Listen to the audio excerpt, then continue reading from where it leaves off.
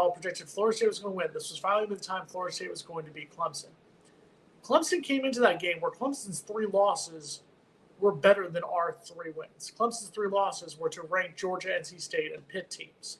Our 3 wins were against a middle-of-the-road ACC Atlantic Syracuse team, a middle-of-the-road this season ACC Coastal North Carolina team, and a UMass team that arguably was one of the worst FBS teams I've seen play, likely in forever. That was arguably one of the worst teams. So we came into that game with a lot going against us, number one. Number two, and we'll talk about this as the hour goes on here, you can't give Clemson those chances at home. You can't give Clemson the benefit of the doubt. That last drive where Clemson scored the touchdown that put them up 24-20, the 2 15-yard penalties. I'm sorry, that late hit out of bounds, we could talk about it. He was clearly still in bounds when contact was made. That was not late hit. That being said, you cannot put that in the position where the referee has to make that call on the road at Clemson. Clemson is going to, by default, get that call. With all that being said, you have to give some credit to Florida State for the way they played. That's the best Florida State has played against Clemson, I'd argue, probably since 2017, when they were only down 17-14 in the fourth quarter. You could say it was probably the best game they played against them, I'd say probably since 2016 when they had the lead late in the fourth quarter, and Clemson came back to win that one. So I think there's a lot of hope and promise. That being said, it also puts a lot of question marks on this last month of the season, knowing that Florida State has to go 3-1 against arguably their hardest month of the season, of the 3 months coming up.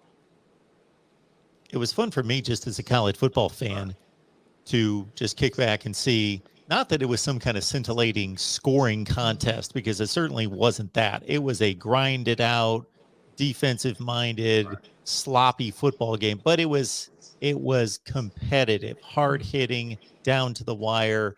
Just to see those 2 uniforms on the field and see a score 20-17, 24-20, and not see 59-10, and be locked into that game all the way through. It was fun. We don't talk about the 59-10 game. That game didn't happen. That game did not happen. I don't know what game you're speaking of. Did I just pull that out of thin air then? I think you did. I think you just made the game. But no, yeah. but you make an excellent point. I will agree with you on that one. And I think this gives Florida State a decent amount of confidence. And we talked about a little about it before. Clemson is still the standard in the ACC. I get that Wake Forest will more than likely win the Atlantic Division this season. Clemson is still technically not out of it. There is still a situation where Clemson could win the Atlantic, but more than likely it's going to be Wake Forest, maybe NC State are going to win the Atlantic Division this year. Clemson right now is still the standard in the ACC. And Florida State showed in this game that they can play with the standard right now. That Clemson defense that we played this week is the best Clemson defense, as the best defense that Florida State is going to see over the last 5 games of the season. NC State's defense right now is injured. It's hot garbage. Miami's defense, yes, Miami's won 2 ranked games in a row. Let's give Miami credit. They've done their job against ranked teams the last 2 weeks, but their defense is injury plagued and hot garbage. Boston College is a garbage defense right now, and Florida's defense is on a much, I guess, downhill slide, you'll say, of anyone after giving up 49 points to LSU and 34 points to Georgia last week. So that's where I think Florida State can take some confidence going into this last month of the season is you hung with the best defense you're going to play. Now, how can you take those lessons? How can you take the lessons that NC State was exposed against Miami 2 weeks ago when Miami pulled off the 1-point upset? And how can Florida State take advantage of that coming up this week? This is where Florida State has to do. Florida State cannot look at it as, hey, we have to go 3-1 this season. You have to go 1-0 this week. Because one more loss and you're not making a bowl game. Because I think Florida State could conceivably lose 2 games in the last month of the season. Well, we now see that Florida game at the end of the line, which isn't nearly as daunting as it once was. And who said Florida State could pull off the upset over Florida? This guy. I said it first. We both did. Yeah. But I said it first. I agreed. Oh, here, I'll point. I agreed. There we go. Pointing, and then I agreed. No, but I think I agree with you. I think Florida will still obviously be the favorite coming into that game because once again the standard is look at who their losses are. The top two teams in the playoff, an LSU team on the road and a Kentucky team on the road. So that's why Florida will still be the favorite in that one. That being said, yes, the question's going to be at this point, while our offense can probably hang with these defenses a lot more than it looked at the start of the season, can the defenses stop those offenses? Florida's offense is still a good offense. Miami's offense with Tyler Van Dyke has shown they can play well. There's an argument that NC State's quarterback is the best quarterback in the ACC this season right now. That's 3 of our next 4 games right there. And Boston College on the road in a more than likely cold environment in Massachusetts. So the task is out there. Does Florida State have the confidence at this point to handle those tasks? Yeah, I like what I see, but it's still certainly an offense that's not clicking at any kind of prolific rate.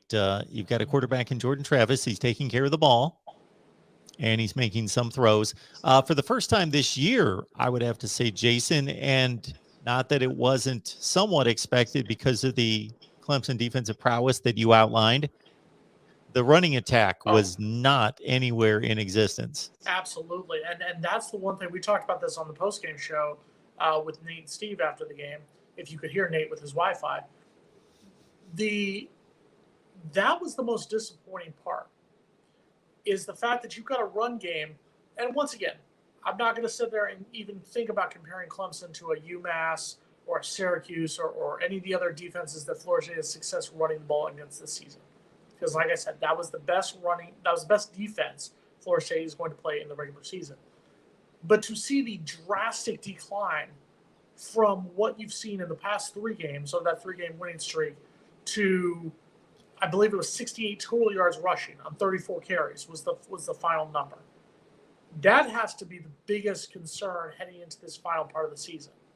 Is you've basically come to the point where if Florida State is not getting 200 yards rushing a game, they're going to lose that ball game. So now, how do you turn that around against NC State? And NC State's defense, like we said, they got exposed against Miami 2 weeks ago. They had a big win this past week against Louisville. But now here's that question. Can Florida State's speed rushers expose that defense again the same way Miami did 2 weeks ago?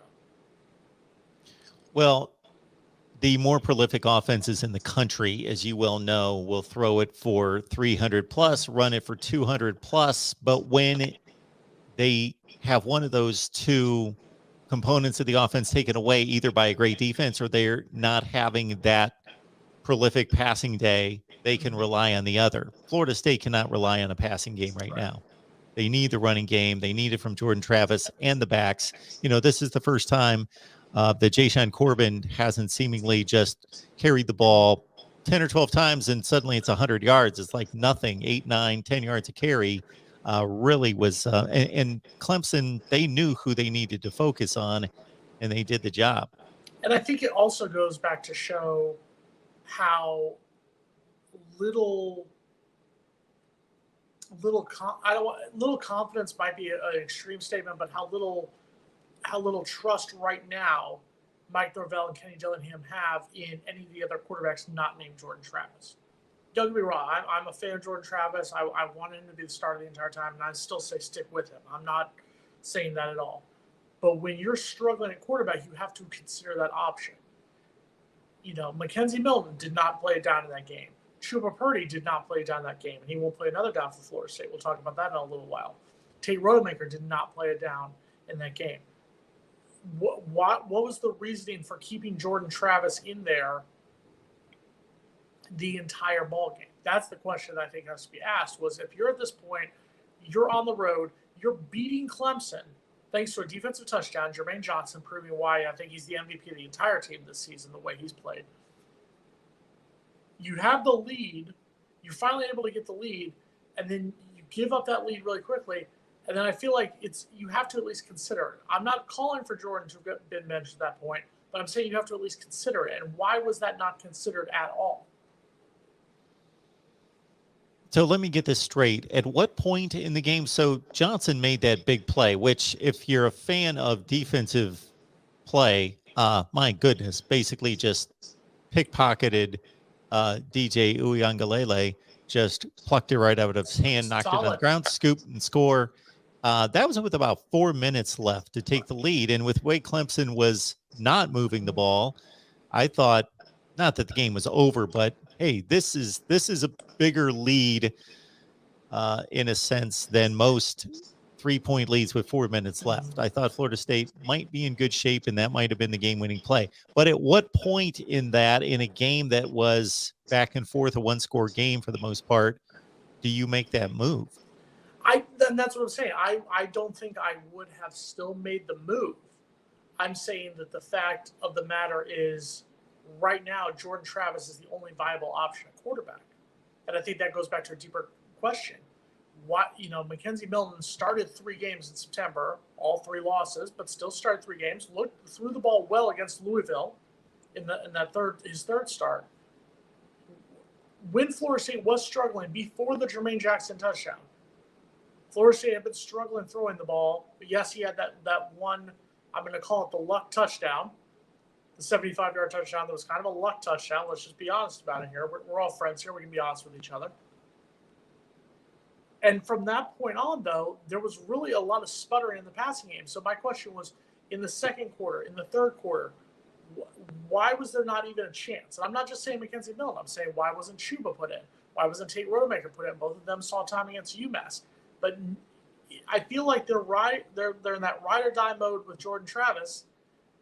Is that going to be the best thing at the rest of the season? Now, obviously, they're down to 3 scholarship quarterbacks with the news today that Chuba Purdy has entered the vaunted transfer portal. So now it's down to 2 people. So is Mackenzie Milton?